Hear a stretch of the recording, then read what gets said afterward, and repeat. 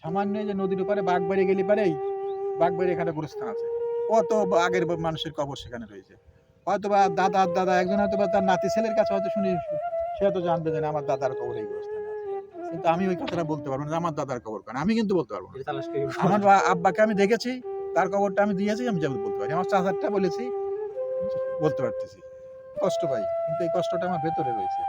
কিন্তু এটা তো আমি অঙ্ক করে বোঝাতে পারবো না যে আমার এই কষ্টের ওজনটুকু কতটুকু, কিন্তু এর কোনো ওজন হবে না, তবে খুবই কষ্টকর। মধুমতি নদীর তীর থেকে শুভেচ্ছা জানাচ্ছি। আজ আমি এসেছি মধুমতির তীরের জনপদ গয়েশপুর বক্সিপুর চরে। আজ আপনাদের সামনে তুলে ধরব গয়েশপুর বক্সিপুর চরের মানুষের জীবন প্রণালী এবং এই চরের চিত্র তুলে ধরব আপনাদের সামনে। অপরূপ সৌন্দর্যের লীলাভূমি মধুমতি নদীর তীরের জনপদ গয়েশপুর চর। এই গয়েশপুর চরের রয়েছে যেমন অপরূপ সৌন্দর্য, আর এই অপরূপ সৌন্দর্যের মাঝে লুকায়িত আছে এই চরের মানুষের আনন্দ বেদনা, দুঃখ দুর্দশার অনেক গল্প। গয়েশপুর চর এক মায়ার চর। এই চরের রূপ বদলায় শীত ও বর্ষায়, শুধু বদলায় না এই চরের মানুষের দুর্ভোগ।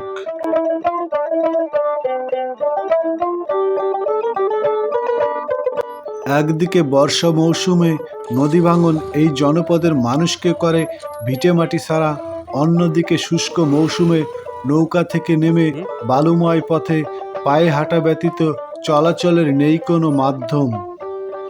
আমরা এই বালুময় পথে মোটরসাইকেল এনে পড়েছি মহাবিপদে। তবে এই চরের বাসিন্দা জানালেন, আমরা যে রাস্তা দিয়ে এসেছি এই রাস্তা নাকি চরে আসার সব থেকে ভালো রাস্তা।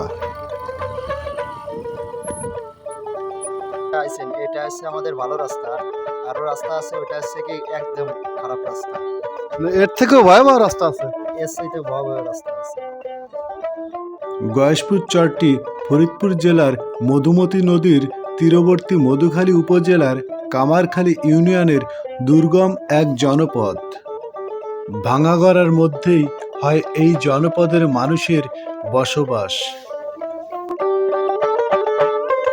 যে ফাঁকা জায়গাগুলো দেখা যাচ্ছে, একসময় এই ফাঁকা জায়গায় মানুষের বসতি ছিল জমজমাট। সর্বনাশা নদী ভাঙন ভেঙে ফেলেছে এই জমজমাটপূর্ণ মানুষের বসতি। নদী ভাঙনে বর্ষার থই থই পানিতে ভাসিয়ে নিয়ে গেছে তাদের সাজানো সংসার। নদী ভাঙনে ভেসে গেছে তাদের স্বপ্ন, আর তারা চোখের জল মুছতে মুছতে এই চর ছেড়ে নতুন করে বেঁধেছে অন্য কোনো অঞ্চলে তাদের সংসার। আরে বাড়িগুলো কি হয়েছে? বাড়িগুলো নদীতে সব ভেঙে চলে গেছে। নদীতে ভেঙে এই বাড়িগুলো সব বিলীন হয়ে গেছে। সব বিলীন হয়ে গেছে। এরা এখন গেছে কোথায়?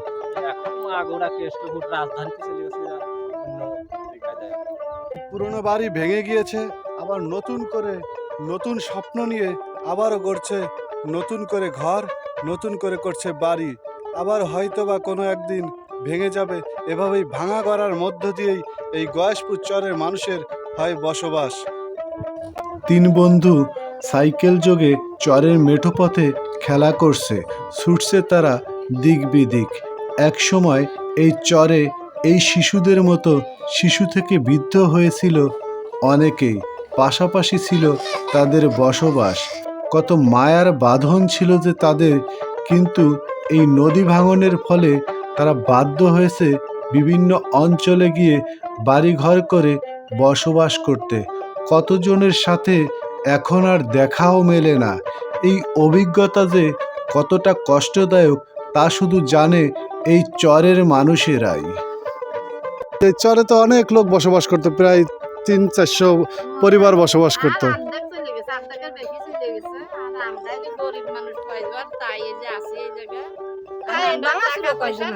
মানে তাদের জন্য খারাপ লাগে না?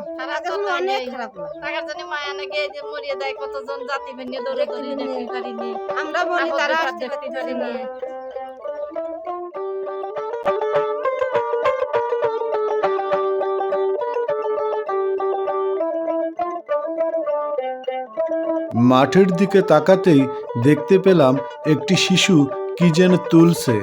এগিয়ে গেলাম। কি কি উঠাচ্ছ তুমি? কি হেক্টে আর ভাইতের শাক? এ তো সবই উঠে যাচ্ছে।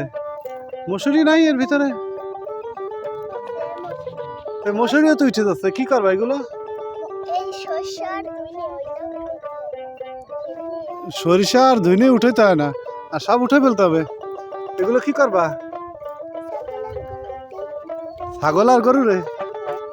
কয়টা ছাগল আছে তোমার? আমাদের 3টা ছাগল ছিল, বেঁচে ফেলাইছে। 3টে ছাগল ছিল, বেঁচে ফেলছে। এখন কয়টা আছে? এখন একটা আছে। এই যে এই ছাগল, এটা কার ছাগল? তোমার? এর নাম কি? এর নাম কি? পিঙ্কি। পিঙ্কি এর নাম? এই ছাগলের নাম পিঙ্কি।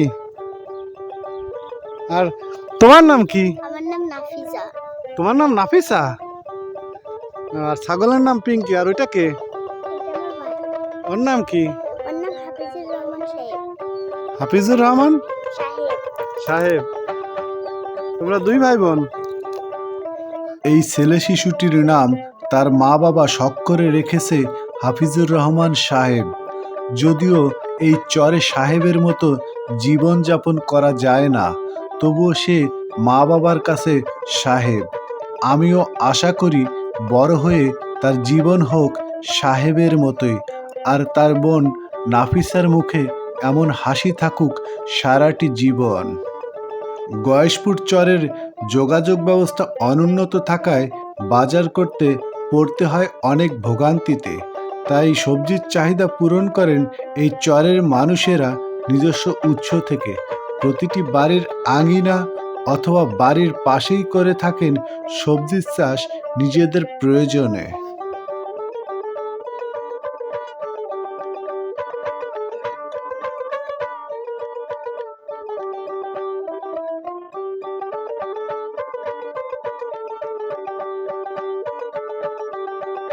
এই গয়েশপুর চরের প্রায় প্রতিটি বাড়িতেই হাঁস মুরগির পাশাপাশি পালন করা হয় শখের পায়রা, যা এই চরের সৌন্দর্যের সাথে এই প্রতিটি বাড়িকেও করেছে এই পায়রাগুলি আরো সুন্দর। এই গয়েশপুর চরের মানুষেরা যে কতটা উদার, আমাদেরকে পেয়ে হাসি ভরা মুখে মাঠ থেকে তুলে দিলেন ব্যাগ ভর্তি তরতাজা কলাইয়ের শাক। এই শাকের বাজার মূল্য যাই হোক, ভালোবাসার মূল্য পরিমাপ করার ক্ষমতা আমার নেই। আপনারা তো এই শাকগুলো কিনে হাট বাজার থেকে কিনে খান, আর উঠে আবার ধান লাগানো হবে। আর এই জমি হচ্ছিল অন্য লোকের, তার এই জমি কার? যায়নি। সে কিছু বলবে না? এই যে না, উঠে না, কিছু বলবে না।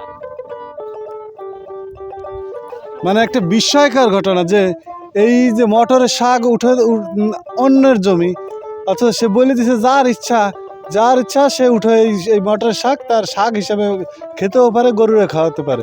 মানে এটা হচ্ছিল আমাদের যে কৃত্রিমতার যে শহর, যেখানে হচ্ছে যান্ত্রিক শহর, সেখানে এটা কল্পনাই করা যায় না।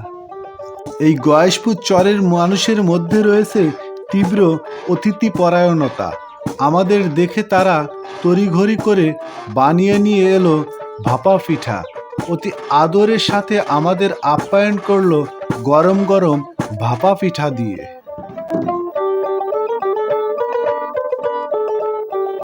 গয়েশপুর চরের বসবাসকারী মানুষের একমাত্র পেশা পশুপালন ও কৃষি।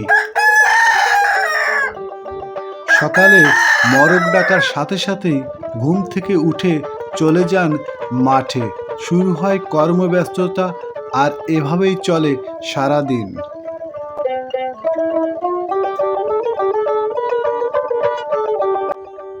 এই গয়েশপুর চরে প্রচুর পরিমাণে ফসল উৎপাদিত হয় প্রচুর পরিমাণে মশুরি, যেখানে ব্যয় খুব কম, কিন্তু এর মধ্যে রয়েছে বিড়ম্বনা। নেই কোনো যোগাযোগ ব্যবস্থা, যে বাজারজাতকরণের জন্য উন্নত কোনো যোগাযোগ ব্যবস্থা নাই, যার কারণে কৃষকরা, এই চরের বাসিন্দারা প্রচুর পরিমাণে এক বিড়ম্বনার শিকার হয়। এই গয়েশপুর চরের মাটি খুব উর্বর, তাই অন্যান্য ফসলের সাথে প্রচুর পরিমাণে পেঁয়াজ উৎপাদিত হয়। আমাদের এলাকায় পেঁয়াজ হয়, অনেক পেঁয়াজ হয়, শতকাংশে 2.5 থেকে 3 মণ পর্যন্ত পেঁয়াজ হয় শতকণ। এই গয়েশপুর চরে মানে এই যে এখানে এমনি পেঁয়াজে যে প্রচুর পরিমাণে সার দেওয়া লাগে, এখানে ততটা দেওয়া লাগে না? না, এখানে অনেকটাই কম দেওয়া লাগে, পলি মাটি পানি আসে, এই জন্য অনেক কম লাগে। সংসারের শুরুটা হয়েছিল যেখানে, সেখান থেকে অন্য গ্রামে গিয়ে তো ঘর বাঁধা যায়, সংসার বাঁধা যায়, কিন্তু মন তো বাঁধা যায় না। তাই তো কিছু লোক চর ছেড়ে চলে গিয়ে আবারও ফিরে এসেছে এই চরে, এই চরের মায়ায়। চর ছেড়ে চলে গেছিলেন আপনারা, বাইরে যে 3 বছর থাকলেন, আবার এই দুর্গম চরে আবার আসি আবার বসবাস করলেন, কারণটা কি? মানে চরের মায়া। এই চরে কোনো দোকানপাট না থাকায় মাঝে মধ্যে কোনো হকারকে পেলে চরের শিশুরা খেলনা কেনার জন্য দল বেঁধে ঘিরে ধরে তাকে। কি কি বিক্রি করেন আপনি? খেলনা, খেলনা, ডিস্কো পাতিল। কোথা থেকে আসেন? আপনার বাড়ি কোথায়? বিনোদপুর। পাবনা থেকে আসেন? এই প্রায় আসেন এই চরে? এই চরে বিক্রি হয় কেমন?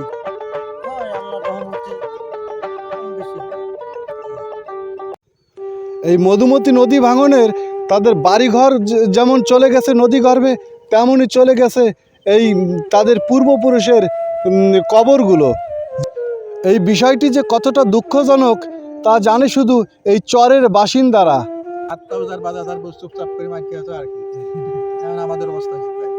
এখন সেইতে আমি কষ্ট পাই, কিন্তু এই কষ্টটা আমার ভেতরে রয়েছে। কিন্তু এটা তো আমি অঙ্ক করে বোঝাতে পারবো না যে আমার এই কষ্টের ওজনটুকু কতটুকু। কিন্তু এর কোনো ওজন হবে না, তবে খুবই কষ্টকর। এখান থেকে সামান্য যে নদীর উপরে বাগবাড়ি গেলে পারেই, বাগবাড়ি এখানে গুরুস্থান আছে, কত আগের মানুষের কবর সেখানে রয়েছে। হয়তোবা দাদা একজন হয়তো তার নাতি ছেলের কাছে হয়তো শুনি, সে তো জানবে যে আমার দাদার কবর এই গুরুস্থান। কিন্তু আমি ওই কথাটা বলতে পারবো না আমার দাদার কবর, কারণ আমি কিন্তু বলতে পারবো না। আমার পিছনে রয়েছে গয়েশপুর সরকারি প্রাথমিক বিদ্যালয়, যা 1923 সালে প্রতিষ্ঠিত।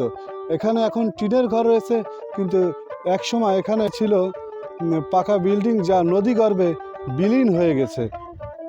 আবারও টিনের তৈরি ঘর নির্মাণ করা হয়েছে এই চরের শিশুদের পড়ালেখার জন্য। এই চরে প্রায় ঘরে ঘরেই রয়েছে নৌকা, কারণ এই চরে বর্ষাকালে চলাচলের একমাত্র মাধ্যম এই নৌকা। এই চরে রয়েছে 2টি মসজিদ, যার অবকাঠামো খুবই জরাজীর্ণ। একসময় মসজিদ ছিল ইট সিমেন্টের তৈরি, যা নদীগর্ভে বিলীন হয়ে গেছে। কিন্তু একসময় এই মসজিদ কেন্দ্রিক ঘনবসতি প্রায় 100-150 পরিবারই ছিল এই মসজিদ কেন্দ্রিক। এই মসজিদ কেন্দ্রিক। এই মসজিদ তো একসময় হচ্ছিল পাকা করা ছিল। ওয়াল ছিল যেমন ওই যে দাদারা যখন ছিল যে অম্বা বাড়ি। এখন তো আজ এই চর থেকে বিদায় নিচ্ছি, দেখা হবে নতুন কোনো তথ্য ভিডিও নিয়ে। আল্লাহ হাফেজ।